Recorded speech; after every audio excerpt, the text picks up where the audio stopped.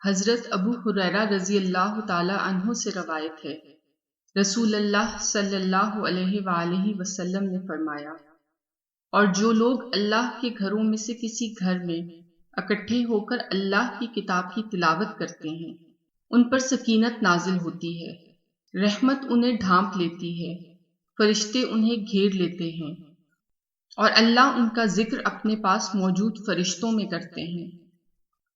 رسول اللہ صلی اللہ علیہ وآلہ وسلم نے فرمایا، ابلیس نے اپنے رب سے کہا، تیری عزت اور جلال کی قسم، جب تک بنو آدم میں روحیں موجود رہیں گی میں ہمیشہ ان کو گمراہ کرتا رہوں گا۔ اللہ تعالی نے فرمایا، مجھے اپنی عزت اور میرے جلال کی قسم، جب تک وہ مجھ سے بخشش طلب کرتے رہیں گے میں ان کو بخشتا رہوں گا۔